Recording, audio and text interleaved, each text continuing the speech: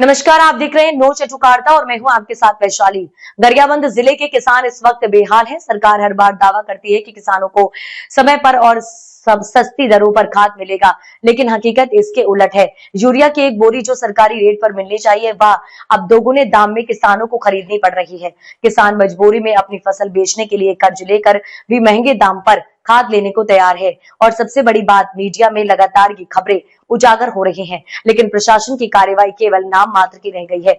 आज हम आपको दिखाएंगे कि कैसे खाद माफिया इस गोरख धंधे को खुलेआम चला रहे हैं और किसान किस तरह से लूट रहे हैं। गरियाबंद जिले के किसान इस वक्त बेहाल हैं। सरकार हर बार दावा करती है कि किसानों को समय पर और सस्ती दरों पर खाद मिलेगा, लेकिन हकीकत इसके उलट है। यूरिया की एक बोरी जो सरकारी रेट पर मिलनी चाहिए, वह अब दोगुने दाम में किसानों को खरीदनी पड़ रही है।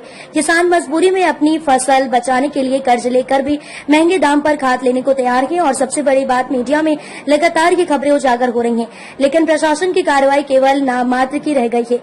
आज हम आपको दिखाएंगे कि कैसे खाद माफिया इस गोरख धंधे को खुलेआम चला रहे हैं और किसान किस तरह से लूट रहे हैं।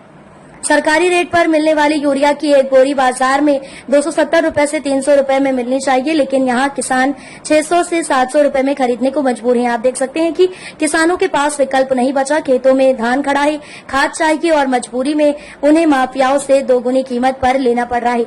सबसे चौंकाने वाली बात यह है कि इस गोरख धंधे की खबरें बार बार मीडिया में आ रही हैं, लेकिन कार्रवाई केवल कागजों पर ही दिखती है। छापे तो पड़ते हैं, मगर कुछ दिनों बाद फिर से यही खेल शुरू हो जाता है, यानी शासन की कार्रवाई नाम मात्र की रह गई है और माफिया बेलगाम होकर किसानों के जेब काट रहे हैं। किसान सवाल कर रहे हैं, जब सरकार सब्सिडी देती है तो वह खाद आखिर कहां गायब हो जाती है? क्यों गरीब किसान मजबूरी में माफियाओं के जेब भरने पर मजबूर हैं? और आखिर कब तक प्रशासन आंख मूंद कर बैठा रहेगा?